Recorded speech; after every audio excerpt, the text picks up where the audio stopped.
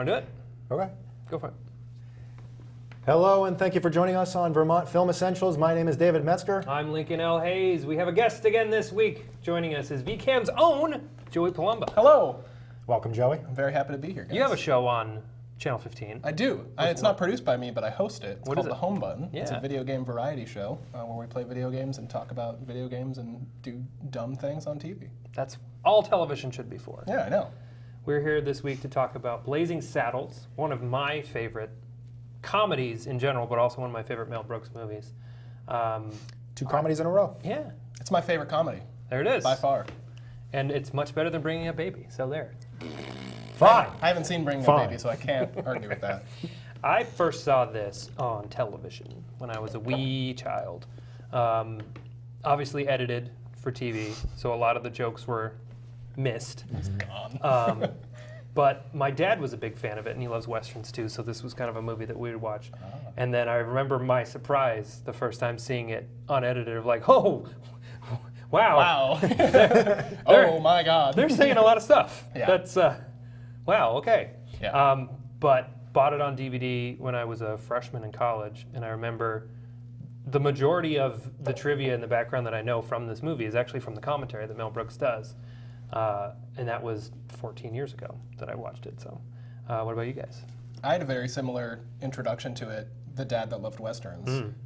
I had the dad that tried to get me into Westerns, and I was the guy who did not want to get into Westerns at all. So he was like, I think I have a solution for you, and I'm going to show you the anti-Western. Yeah. And I think I was probably 12 or 13 when I saw this movie for the first time. Not the best age, but it definitely ingrained itself in my brain, and it's just so funny. Every time I watch it, it is like hilarious. Yep. But it's the dad and the cowboy movies that brought it on.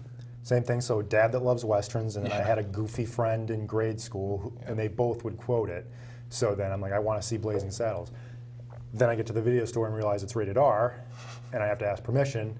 And my parents are like, it can't be that bad. It's, you know, and then we're watching it, and my parents just like, oh man. What did we do? Mel Brooks, who let us down. Yeah. But no, it was funny. Like, Yeah. you know, even at 12 years old, it was like, you know, or however old I was, it worked. It was funny. Kind of similarly, because I think with Mel Brooks, it was like my entry was Spaceballs, and then and Young Frankenstein. Right. Robin Hood Men in Tights. Blazing Well, Saddles. actually, Young was Frankenstein Blazing Saddles. first, but the one I saw the most was Robin Hood Men in Tights because we taped it off of HBO. I think the one that I've probably seen the most is Men in Tights, Yeah. and then Spaceballs probably second. But Blazing Saddles is always the one that comes first in my mind. Is like yeah. the funniest. Yeah. Yeah. And I think, you know, it was a movie that was always around, and like with my friends and I, like we would joke about it and we would quote it endlessly. And it was just a goofy, funny movie that we watched. Yeah. But kind of graduating to film school, it's like looking at it again and realizing South Park, Family Guy, like every crazy comic raunchy thing comedy. is Anything just that is there. a satire Yeah, it's got a lot. They owe owes a lot to Yeah. not only just Blazing Saddles, but Mel Brooks in general. Absolutely. He's like the king of it. I mean, History of the World. Yeah. It's I'm still waiting Right for there. part 2, which I guess we got in Spaceballs. I'm not actually sure which came first, History of the World or Spaceballs. Because Spaceballs is Jews in space. Yeah, Yeah. basically. Yeah. It's the best title. It's the best title. There's nothing better than it. no. There's also a part of this movie that is just, you know, the Warner Brothers logo comes on and then it gets burned away. There is a very, like, there's a great Hollywood satire within this movie of just him being like, I'm going to take all those things that Hollywood loves, and I'm going to burn it all to the ground. Yep. And then at a certain point in the movie, I'm going to stop doing this movie, and I'm going to go out and see the studio, and I'm Yep. going to blow this and I'm whole gonna thing up. destroy the studio. Yep. Like that, I think, is like the ultimate. The ultimate message at the end is like this was just the ultimate like F you to all the studio heads because he had the final creative control on it, and the ending is just destroying the studio. Yep. And just I love that. I've read lots of little snippets of interviews and stuff where he'd have executives and people come up to him like in elevators and stuff and be like, oh, well, we really need you to tone this down or take this part out. And he's just like, okay, yeah, all right. Knowing full well in his contract he has final cut. Yeah. He's not going to do any of that. Yeah, no, he's not going to do anything. Sure, yeah, whatever you need. That's the best is like that he just maintained that final creative control, and it was ultimately his movie. And there's actually, we can get to it later, but there was only one joke That he cut was out. cut from the movie, and I think it is hilarious. And they actually put it back in the Blu-ray. Oh, Oh man. Yeah. I gotta think I watch know the what you movie guys are now. talking about, so we'll wait for it. But I think Richard Pryor wrote it. Yeah. Wrote Yeah. that joke. Oh yeah. Yes. It's a very good joke. And it's definitely a Richard Pryor joke. Yeah, and in the context of the scene, it is absolutely bonkers, hilarious. Like, it just, that entire scene is so funny. Anyway. The original premise for this was a guy, I believe his name is Andrew Bergman, Yep. came up with the treatment for it, and it was the idea of like 70s style dialogue and jargon set in the 1870s. And Mel Brooks was like, that's really fun, let's develop that. And this was one of his first projects since working in television, on like the Sid Caesar show and stuff like that, that he actually had a writer's room, because everything else he just kind of written on his own or collaborated with one other writer, but he like employed a writer's room for this one and had a good group of people working together, Richard Pryor, as we mentioned, being one of them. And I read a story that he was originally supposed to play the role of Bart, but he was too difficult. He was too much of a wild card, and Mel Brooks wasn't able to secure funding, so they just had him as a writer. But then I also read an interview from 2013 with Gene Wilder, who said that Richard Pryor was supposed to be in it, but then he called Mel Brooks up during production and said, "I'm in Cleveland, and I don't know why." So It was, they're like, it was, okay. I think that was like the period of the alcohol abuse and all that kind of thing that he was going through. So they decided it was not a good publicity move to have probably that, not best to have him yeah. in the film, Yeah. leading the film. But I feel like Cleavon Little did a fantastic job in this film. And he comes in, and I mean, I don't know him at all. I don't know any of his other work. Yeah. I guess he was a Broadway actor at the time, and Gene Wilder was able to see like when he coach him. sings. Yeah, right? Some get a kick from cocaine. That song plays from time to time at work. Like I'll be in God. the bathroom and that song comes on, and I just picture that scene where they're all singing. So funny. You can't even think about a singular scene in this No. film, because then it reminds you of another scene and another scene. And there's so many different scenes too. Like this movie goes down so many different paths. Yeah. Like you think that it's just there's so much going on in it. Like I always forget about many different scenes, and the one that I always forget that I love is the horse punching scene. Right. I never expect that it's coming, and then as soon as the guy rides up to Mongo, I'm Hey, like, you his- can't his park horse that is animal getting here. knocked out, and it's so funny. Do you know the story of where that came from? The horse I punching? don't. I did notice though there are a lot of horses falling in this movie. There are. They're Oh. just like it's a bunch of cuts of just like it's like almost like they're trying to drift under semi trucks. Like they all just go just sideways, and like the rider just tumbles off them. There's a But skill lot in of falling that. off a horse. That's What's for the sure. story of them punching the horse? It's based on, allegedly, something that Mel Brooks witnessed with his old boss, Sid Caesar, Oh my who was a God. notorious, like, big dude and kind of violent and very easily angered. And apparently he was out trail riding with his wife, and his horse wasn't doing what he wanted him to do, so he punched it in the face and knocked it unconscious. So Mel Brooks was Shouldn't like, laugh well, at that. That's awful. But if I saw that, I would laugh really hard. oh If yeah. I saw somebody And then just you're like, deck is a the horse okay? Yeah, is the horse okay? But that's super I funny. can't believe you just punched a horse in the face. I can't believe you knocked out a horse. Yeah, with That- one punch. Although, let's think about how Never many. mess with Sid though. What kind of jaw do you think a horse actually has? Do you think they could be punched? No, I mean you got them right there, in the thin part of them. Right in the dome. That's such a Mel Brooks story. Yeah. Right?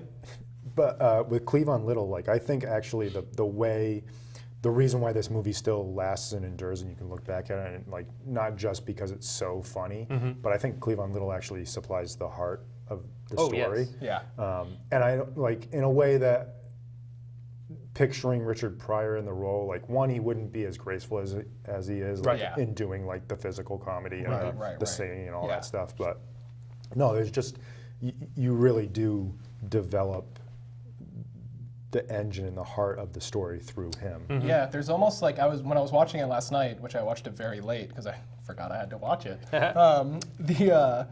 The scene where he like the old woman who tells him up yours at one point, and then later on she comes back and brings him the apple pie. There's like this weird like feeling of like openness despite him facing just pure adversity through like every element of this town. Oh, yeah. As soon as people start like actually opening up to him, he's just like, well, thank you, ma'am, and like takes the pie and smells it. And then she comes back and she's like, you're not going to tell anybody about this, right? And he's like, of course not. Of course not. And it's just like this weird kindness that he totally shouldn't have. Right. Because like it's awful, everybody's racist towards him, but he still manages to have that like really charismatic like wit and charm to everybody in town. I'm going to do this job. I'm going to do it well despite you guys. I definitely think Richard Pryor would not have been able to pull off that like that delicate like open charm to everybody, like especially in the face of that kind of like racism. Because you would expect his Bart to be a little more aggressive, That's a little right. more And a little bit responsive throw it to back it. at him, like that Whereas kind of thing, yeah. Cleavon Little's is just like he's just like cool cat. It's just so cool. Yeah. He's just vibe so cool. the whole time he's just the coolest. Yeah. He's so when they cool fall in the and quicksand at the beginning, and he just is like, hold on a second.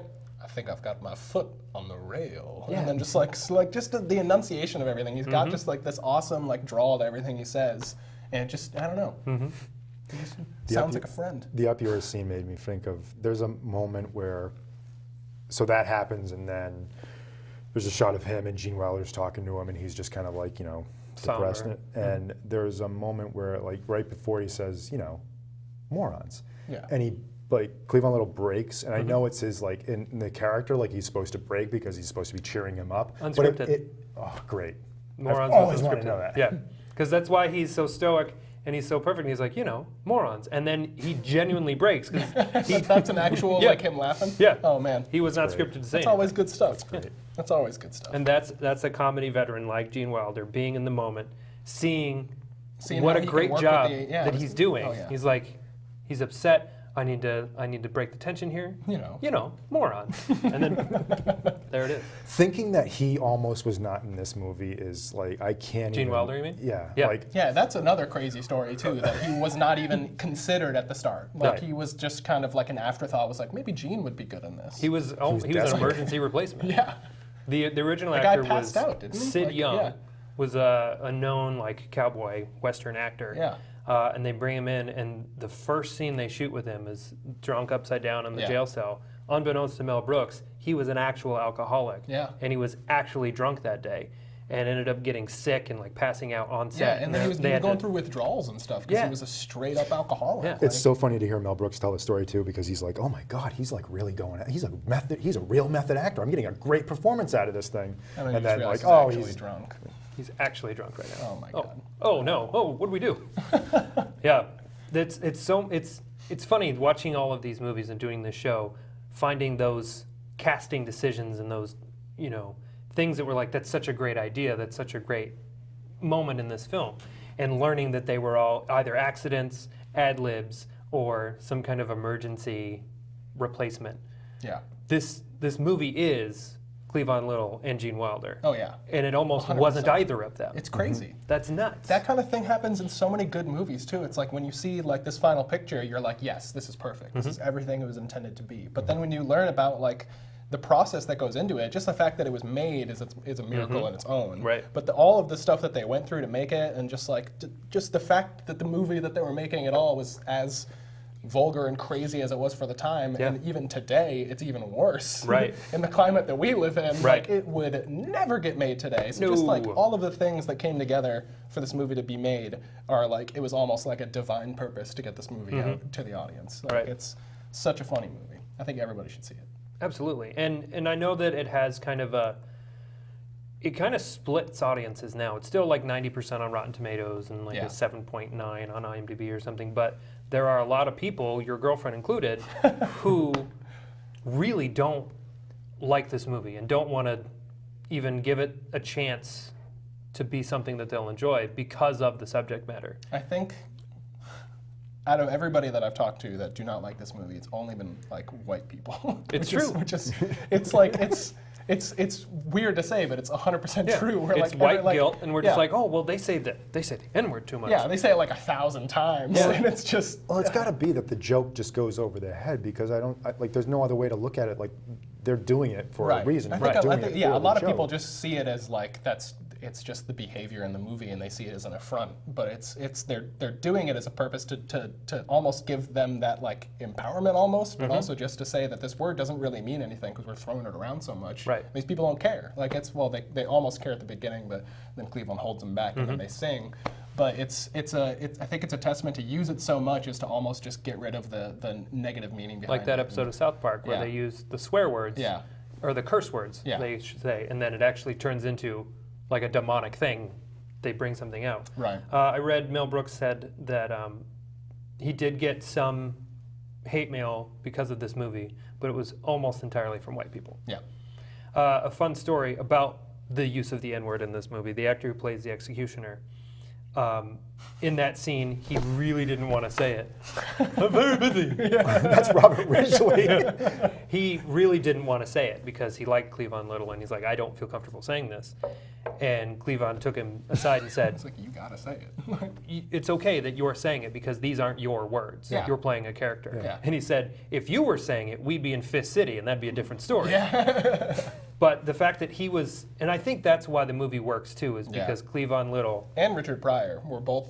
they get it. Adamant, They get yeah. the joke. They get what's happening in the film and why the story needs to be told and why it's effective as both a satire and as its own film. Because you see it for the first time and you don't think, oh, this is a Western spoof. You think, this is a funny Western. Yeah. And then once you learn about Westerns and you learn about like the culture at the time that they were making these Westerns, you're like, this is really smart. Yeah. There's so many good jokes in here. And then Yeah. obviously when we break the fourth wall into the fourth dimension, or however you're going to think about it, when they crash onto the set of that French dance movie that's just down the hall from where they're shooting, you're just like, okay, this has gone off the rails, Hands on your and I hips. cannot quit. Dom DeLuise. Dom DeLuise. Hands on your hips. Give it a push. You're doing the French mystique, voila! And that's the thing. Like, Doing the French mistake. no one is safe in this movie. No. Everyone gets it. Yeah. He, Not the he face. turns it on himself. No, thank you. Thank you. But even like with that, like I'm like not to be coarse or anything, but with Dom DeLuise's character playing like over the top gay character. Oh yeah. Super There flamboyant. I have gay friends that think that is absolutely hilarious and Yeah, of absolutely course. like It's just so funny. and get it. Oh my Like God. they get it. Like Yeah. it's just oh my god. It And was so only funny. people who are too concerned about political correctness look at that and they go, oh, well, that's Offensive. offensive. But ask the gay community, is this offensive? And if Yeah. they're all like, no, that's very funny, we think it's funny. then it's comedy. Yeah. Right. Accept comedy. Everybody needs to chill out a little bit. Yep. Yes, we're all amped up. Everything's crazy right now and the world is burning around us.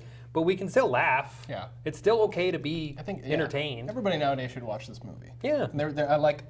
There's the one scene where the old woman brings the apple pie Yeah. to Cleavon.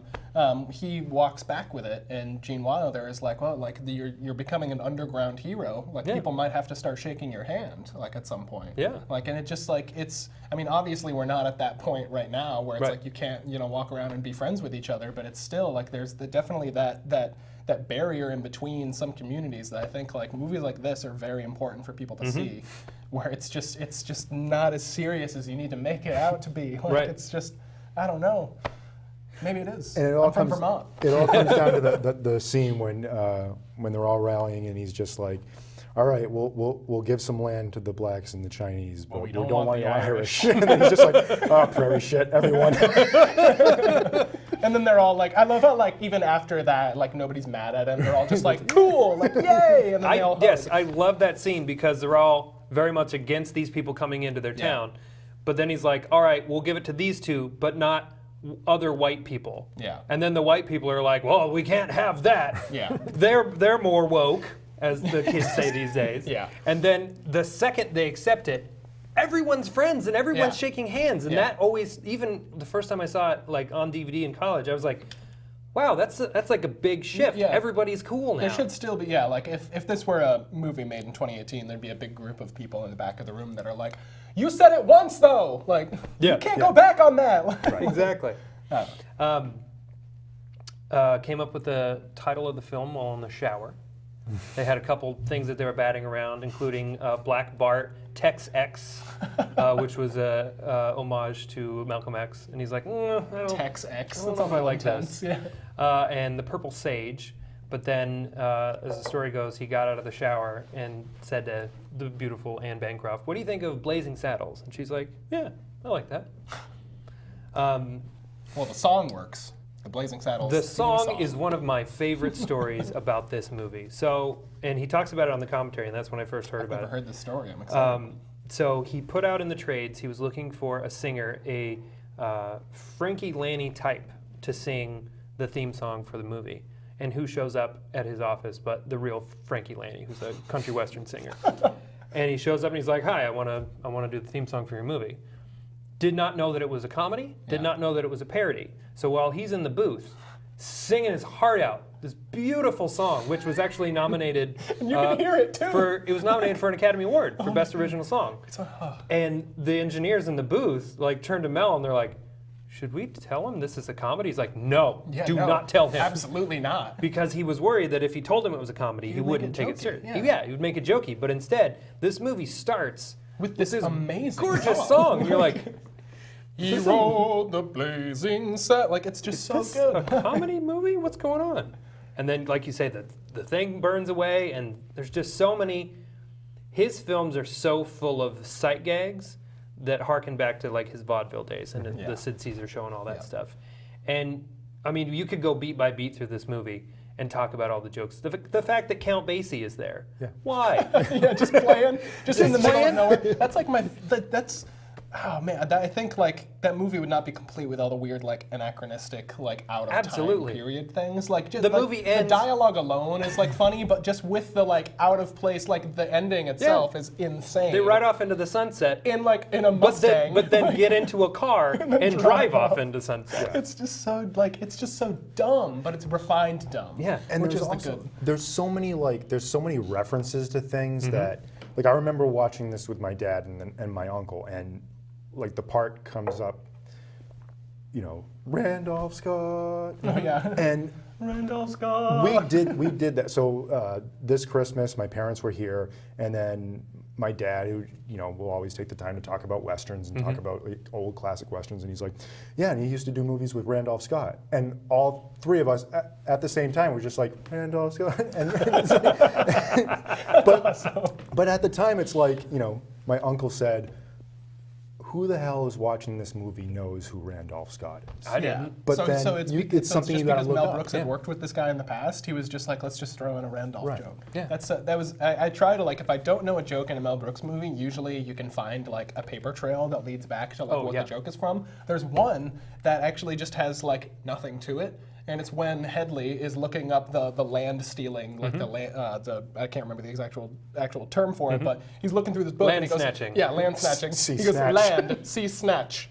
And then he's like, Haley versus United States. Haley ate like United States nothing. We can do it. And I looked it up. There are many Haley versus United States, but none of them have to do with any kind of land snatching or anything. That's like the only joke in the movie that just is like, it's just a throwaway. Yeah, it's just like, Haley ate United States nothing. Even the we joke, can do it. Even the joke about his name, like Haley, and Hetty, and They he's got like, sued because of that, and she won. And the joke in the movie is that she can't she's sue. gonna sue.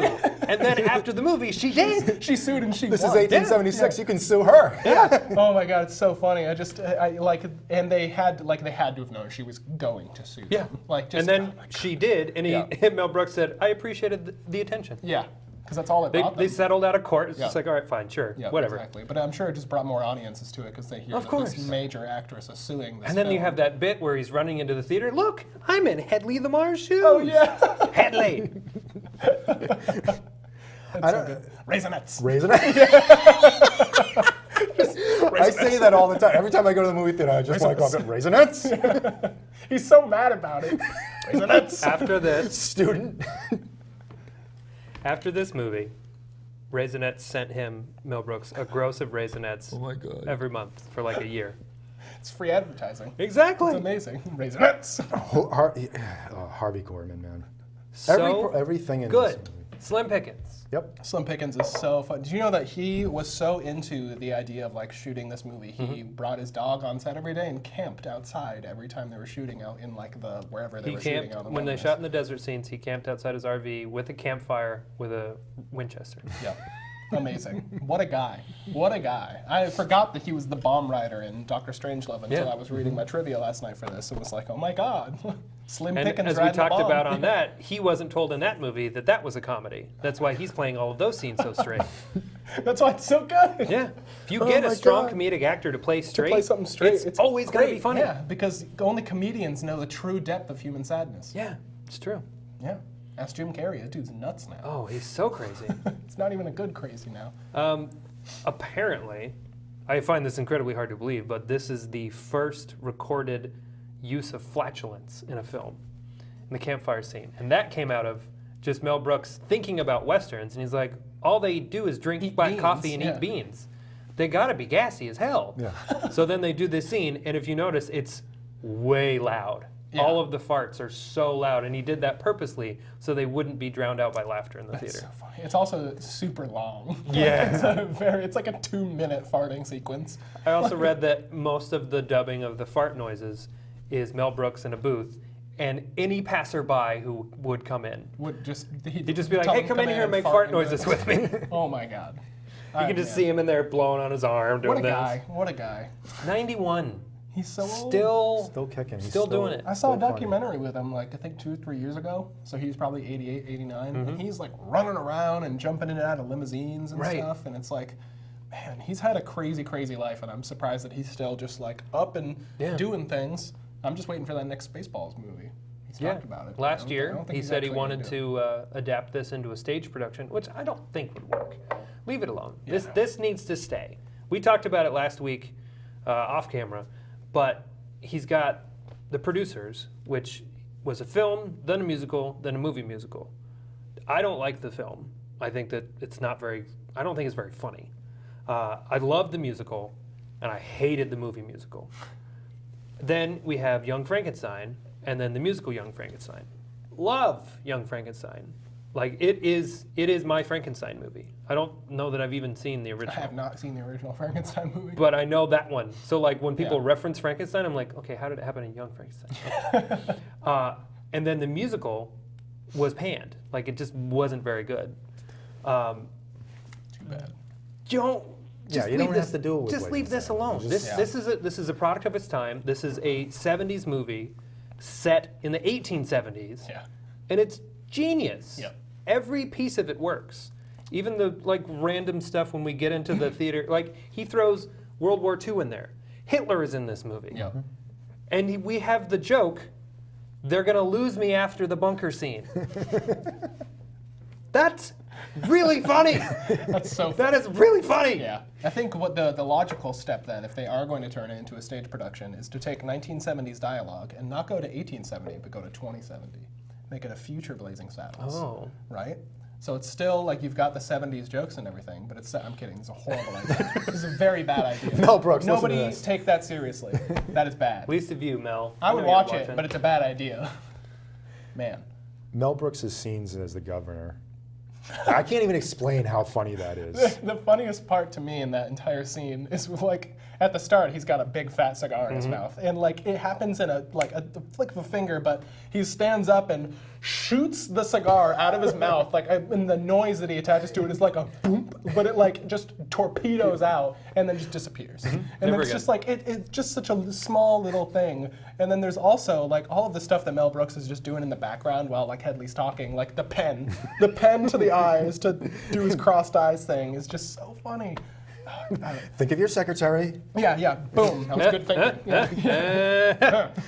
There's a part where they're just like they're laughing, then. I don't even know what that's about, to be honest. Right. I'm That sure it's scene just an always- inside that thing scene with always the two flies of by them. pretty quick, and then all of a sudden they're just both like I don't know if it's like something Hedley says that pisses him off, or like I don't know. That Harumph, whole- I didn't get a harumph I didn't get a out harumph of out that of that guy. You want your ass. I think that secretary scene is another reason that my girlfriend does not love this movie, which I understand in that scene, because it's like Sure. the only women in this movie are like, is anybody gonna help that man? Or like, look at my Looks up. boobs. Yeah, Like, what's but up? that's the satire of it. Right. Exactly. right. Exactly. He's So it's- he's satirizing JFK exactly. in a Western. Right. It's just so funny. And then he's got the gov Sorry, written on honey. his back. Like, The because, gov on the back is so good. because at the time, like whenever the president would go like throw out a first pitch or something, they had a jacket that said Prez on the That's back. on the back.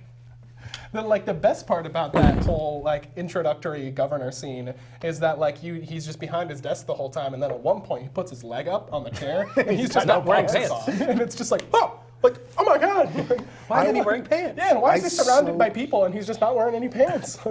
I so would have loved to have been in like this writer's room, Oh my Oh god. my god. just to be there. And you can see the writer's room in the credits. It's always a good thing when you see like written by and then it's just a page of people. You're Yeah. like, this is either going to be horrible or it's going to be so funny. Yeah. Because when you have that many people working, it's either just like too many heads in the kitchen or it's just everybody's working together on something awesome. Speaking of that, what I have learned about the written by credits is anytime they're listed, they work together. But as soon as there's an ampersand in there, that is a new group of people who came in and did another and did treatment their of own it. little separate things. So like you look at, that makes sense. and there are only a handful that it works. Not another teen movie and scary movie. Yeah. But you look at like, actually, one of them recently. I can't think of what movie it was, but I was shocked at how good it was. It might have been Spider-Man: Homecoming.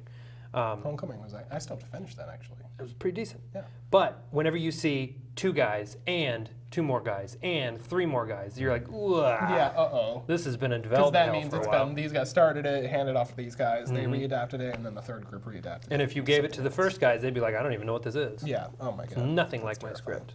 And you feel like the writer's room aspect of this movie, like throughout the whole movie, like it's just like it's joke upon joke upon joke upon It's joke. you could only achieve that in a writer's room. Yeah. You'd know one person is capable of being like joke, punchline, bounce off, and then something gets referenced to like a page later. Right. It's just You can't flawless, have the like- scene where he brings in Bart and is telling him, and they come up with the plan of establishing him as the sheriff so the town will run him out. Bart's sitting at his desk smoking a cigar with his feet up. Oh, yeah. They're having the conversation, and he just keeps intercting things from the background. Yeah, it's so funny because in the yes. background, yeah, because they go. I love the part too, and the governor grabs him. He's like, "Come over here," and he grabs Cleavon. Don't you see this man as a nit? And then he's like, "Huh, my mistake. Let me just go back over here. Don't worry about anything. What is wrong with you?" Didn't you see that man is a Cleavon nit? just goes back into the background and just picks up a cigar and lights Totally it, and fine. he's just like chilling in the background, and it's just that brings it back to that just open coolness. Like he's like, these people are just talking smack about me, and I'm Yep. just gonna sit in the governor's chair and light up a cigar. I'm gonna enjoy this. Like it's just, yeah. And there's so many styles. Like there's really smart jokes. There's really stupid jokes Yeah. that shouldn't work, but somehow in this Like stew, punching a horse in the face. Punching the old woman in the gut, and then her looking into the camera and goes, "Have you ever seen such cruelty?" Oh, or they drag the guy through the mud. Oh, He's like, I this- guess that's the end of the suit. It's so funny. The guy's just like this as he's going too. He's just like, "Well, that's the end of this suit." So good. There's some things where it's like, I don't even know how you would think of it, and then how you'd say, yeah, we so got to get that in. Like when they are they're dressed up as the Klan, Yeah. and then he's like, The back of their see, it's coming off. back of their What's the things saying over? Yeah. have a nice day written on them. There's a Mexican like bandit gang. There's a motorcycle gang. Yeah. There's Nazi soldiers. Like Yeah. all of these anachronistic things should not work. No. But it works so well. But it 'Cause they're just works in getting a the Mel best, Brooks the best movie. of the bad. Yeah. I love the gum chewing scene. What? Chewing gum online. Did you bring enough for everyone? I didn't know there'd be so many. Shoots him. I also love the, "Hey boys, look at what I got over here for you." And he pulls out Cleavon, "Hey, where are all the white women at?" And that's when the KKK members charge after him. Oh God, it's just so funny. I'm gonna keep saying it. And It's for my just so next funny. impression, Jesse Owens, whom I didn't know. Right. Asked Another my thought. dad, and he's Yeah. like, "Oh, he was a Olympic sprinter," and I was like, "That So is funny. very funny." Yeah, that's great. Do you know the story of the name Le Pétomé? No. So Le Pétomé is based on a French performer whose name was Le Pétomé, and his talent was he could fart on command.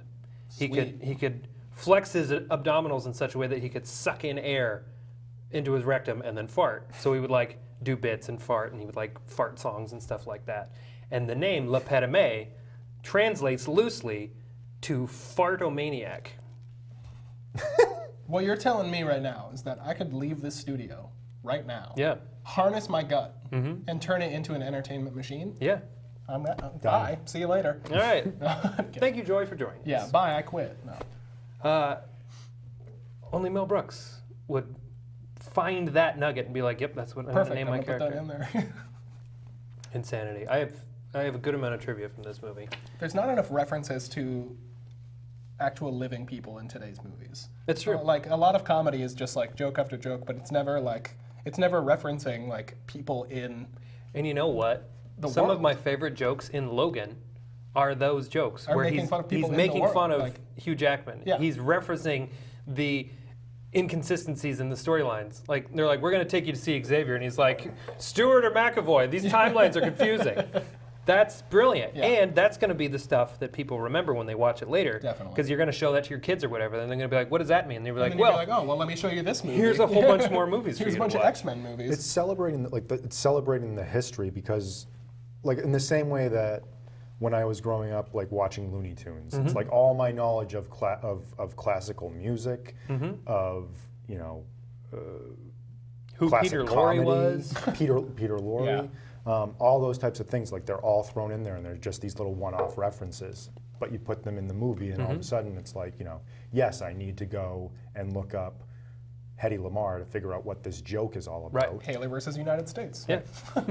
Even though it means nothing. United States zero. I did some digging too. I went on to like justia.org and was like looking, and I couldn't find anything. It's. I'm sure you just flipped through something, and the joke was for Haley versus sports. United States, perfect. It's wonderful. When they first screened this for executives, nobody laughed. So then Mel Brooks was like, "Okay." Then he invited employees to watch it, and they Everybody died. laughed. He's Yeah. like, "Okay, this is going to work with the common man. Yeah. This isn't an isn't a executive highbrow picture. comedy, This is yeah. this is a movie for the people." So this premiered in '74. Warner Brothers re-released it in '75 because they didn't have a big movie at the time. They're just like, "Nah, we'll put it out again." So we got 2 releases. So that was pretty funny. And the world premiere was at a drive-in, and guests arrived on horseback, which is just That makes me so happy. Right? That It makes me sad because I couldn't have gone because I'm allergic if I to could go back horses, in but- time, that'd be the coolest thing ever. Like, That's like, "Oh, I don't it's need like to people go." riding up to like a Game of Thrones premiere on horseback. Yeah. That's something that we could do. Let's do it. The scene where Bart holds the gun to his head to get away from Nobody the townsfolk. Nobody move, or the N-word gets it. That is based on a story from Mel Brooks' actual life. When he was a kid, he stole gum and a water pistol from like a 5 and dime. And when one of the employees tried to stop him, he pulled the pistol on the guy and was able to get away. And he's like, "It was a water pistol. Why was he afraid of me?" Oh my God. Let's see.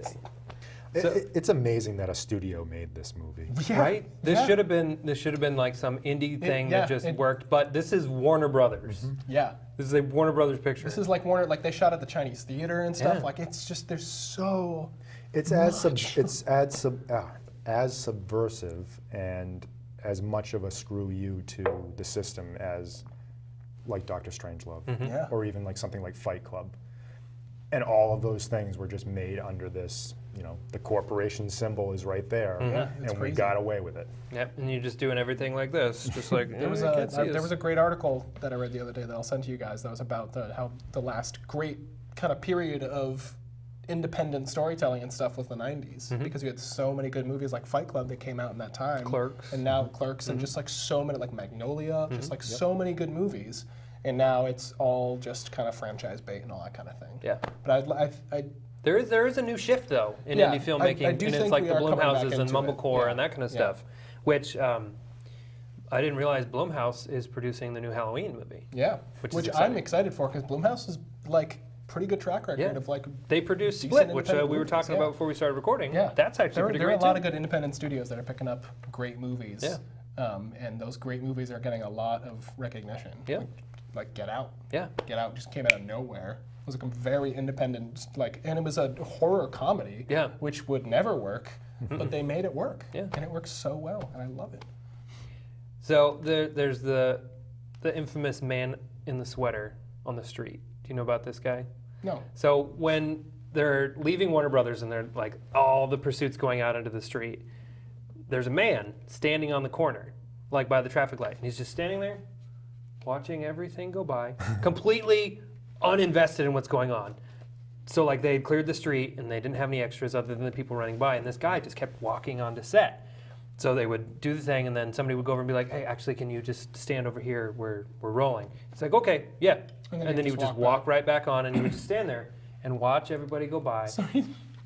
To the point where they asked him like 3 times to move, and he just wouldn't do it. He just I don't know if he didn't speak English well or if he was just Is it like a wasn't public set? Like, No, this is like the street Warner out in front of Warner Brothers, Brothers, and yeah. they blocked it off, and he just kept walking in there. Oh, man. So if you look, there's just a man in a sweater standing there as all of this goes by, and you're always like, wait, he's not really reacting to what's going on. To the point where Mel Brooks was like, just keep him in it. Send him a waiver. I'll just keep him in the movie. So somebody took my paperwork, he filled it out, and he's in the movie. I bet that's just what he wanted. I would. I would have done it too. Oh, it was a Mel Brooks movie, and it's just a bunch of crazy stuff happening in the I'm background. just gonna stand right I'm here. gonna stand right in the corner in a dumb sweater. Yeah, It's and gonna be great. having lived in New York, there are people who will do that. Who will just wait for movies if to you are shoot. if you are shooting on their street, and there's a PA who's like, actually, we're rolling right now. People will just walk by and they're like, I don't give a crap. They're like, this it's is my my street. street, yeah. It's my house. I'm going home. She's like, okay, well, and cut there. Now you can go, but you have to be a jerk all the time. Well, to be fair, if somebody was filming on my street and they told me to wait to go home because they were filming, I'd be like, film on a different street, I'm going home. Yeah. And I would just walk through the set. That's fair. I don't care. I make movies, and that would be annoying for me, but just don't block somebody's street. Exactly. I don't know. Gene Wilder pitched Young Frankenstein to Mel Brooks on this set. He pitched it to him as, what if Dr. Frankenstein's great-grandson wanted nothing to do with the family business? And Mel Brooks was like, that's funny. I like that. That's really funny. And then they developed it. I think it's absolutely crazy that those 2 movies happened like one after the other. Yeah. And like for like Young Frankenstein, I love it. I think it's one of the greatest comedy screenplays ever. It's perfect. This movie is like an anomaly. It's like a group of writers all getting together and throwing everything into a stew shouldn't work. It should have been a mess, but it's not a mess because it's the right people at the right time. Yeah. And it's got the right intention. Yes. They weren't like, let's make a bawdy Western parody. They were making a movie that satirizes Hollywood's racism, bigotry, and their ineptitude when making these films. And their aversion to talking about it. Yeah, nobody wanted to talk about it. So Mel Brooks is like, well, I'm going to make an hour and 45 minutes I'm going to put the N-word about 1,000 times in the script, and Yeah. you're just going to deal with it. Yeah, and if you don't like it, when Headley goes to the movie theater, when he's escaping all of the nonsense, in the poster case is a poster for Black Bart, which was one of the working titles of the film. Richard Pryor came up with the character of Mongo. He was a defensive end for the Detroit Lions. Looks like believe it. Yeah. He's a big guy. Obama, actually, before I tell this story, I want to tell a story about Young Frankenstein. My sister babysat me and 2 of my neighbors when I was like probably 6 or 7, and she's 3 years older than me. So we were over there, and Young Frankenstein was on, or they had it on VHS, I forget, but we were watching it.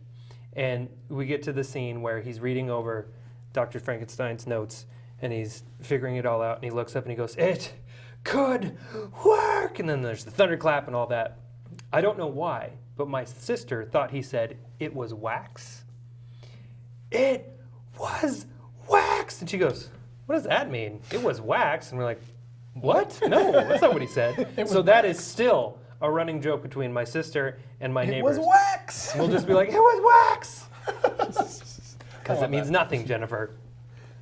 So Mel Brooks was being honored by the Kennedy Center, and Obama was giving out the awards. And he tells this great story about going to see Blazing Saddles when he was 12, or renting it, I guess, when he was 12. And Mel Brooks is like, well, you were obviously too young to see it. How'd you get in? He goes, oh, I probably had a fake ID. Probably about the same time I got my fake birth certificate. And then he goes, statute of limitations is up. It was just like, Perfect. That's a Mel Brooks joke. That is a delivered Mel by Brooks. Obama. That's amazing. exactly. That's amazing. That is exactly what it was. Oh, Um, that's so good. do you remember the yes and the no Yes. on the butt of the bowl? I never knew what that meant. No. That is a reference to 1950s school buses. Was that a Mongo's bowl? Yeah. When he's coming into town, yes and no. Yes on the left, no on the right. That is a reference to 1950s school buses. They had that on the back saying which side it was safe to pass on. Oh. Don't pass on the right, because that's where the kids are that's going to where be. the kids are getting off. Pass on the left. No, now they're just like, don't pass at all. Yeah, just leave us alone. But my whole life, I'm like, what does that mean? See, that's one of those things. That has to that's be so cool. something. And then that's it with this. I love that. Most of the governor scenes were cut for time. There was a bunch more. And it was filmed on the same outdoor sets as Westworld, which I thought was pretty awesome. That is so cool. I think that was 72 or 73. And it was originally planned for Alan Arkin to direct this. I totally just spaced. Wow. I forgot that Westworld was a movie before it was an HBO TV series. Yeah. Oh, man. I was like, wow, they really went back to that. I was like, man, oh, man. Alan Arkin was originally supposed to direct, and James Earl Jones was going to play Bart. Wow. That would have been That would have been a different completely different movie. movie. That would have been insane. Oh, my God, James Earl Jones. No. I have 2 more things, and then I can't wait any longer Oh, yes, for Joey's we got to story. hear your dad's story. So one, it's a crime that we've gone this far and we haven't spoken about Madeline. Madeline Kahn, once. I don't know where she is in my notes. Oh my She's in God. here somewhere. What a woman. I love Madeline Kahn. Like, I'm in love with Madeline Kahn. And her, Nominated Best Supporting Actress for this. Lily Von Stupp, and then won the song. Like, even if it was just a song, she'd still be amazing. She'd still Let's get the face Academy it, Award. I'm tired. Oh, yeah, she sounds Ain't it. it a fucking shame? Oh, man. But then, but the back and forth with her and Cleavon Little trying to seduce him, and then Harvey Korman coming in, just give me a little feel. She's like, no. Slams the door on him. Perfect. And then I have one of the greatest movie laughs of my life is Gene Wilder. Little bastard shot me in the ass. The timing of it, still one of the greatest battle Bastard laughs of my shot life. me in the ass. Yeah. Like, it's such a great long. Because it's walk. your cowboy speech. Yeah. With the slow zoom, and you think that's dramatic, and then you just Turned around and I walked away. little bastard shot me in the ass. That's why Gene Wilder is Gene Wilder Yes. to me. Because he can have that great zoom in of this amazing story and then just twist it. Yeah, he's a fantastic actor. And when he smokes the reefer and his voice gets all high. Oh yeah, he's like, Listen, Bart. Listen, Bart. And I didn't get that joke when I was a kid. I didn't know what reefer was. and I they didn't know just what thought they were pot smoking was. cigarettes, and they're just like, I'm like, Dad, why are they doing that? He's like, you'll get it one day. He's like, don't you just blow the tobacco right back out? Yeah, you do with tobacco. Yeah. Oh man. My dad, speaking of which, I have a good story that I may butcher a little bit because I think the last time that my dad told me this story was when I was in my teens. So it was like 8 years ago. But To be a teenager. to 8 be a years teen ago. again. Ah. No, I mean 8 years ago. Oh, That would have been great. anyway. Jesus. So 1974, my dad was 14 years old, and he was a fan of Mel Brooks. And he found out that Blazing Saddles was going to be premiering at his local, very, very small scale movie theater. I think it was like 2 screens. Yep. He asked his mother, my grandmother, to get permission to go and see this movie, and she said flat no, absolutely not. She knew exactly what the movie was, and he was not going to go and see it. But he was allowed to go and see the other movie. Very naive of my grandmother.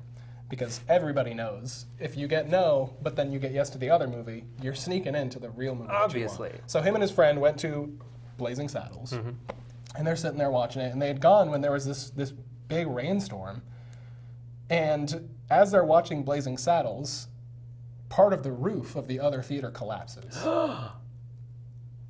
And I can't remember, I don't want to say, because I can't remember if anybody died. I know people got injured. Whoa. He went home, and my grandmother beat his ass. Because she knew, she heard about what was going on at the theater. Right. She knew that he was not hurt, and so she knew that he snuck into Blazing Saddles. She was like, I don't care if you're safe.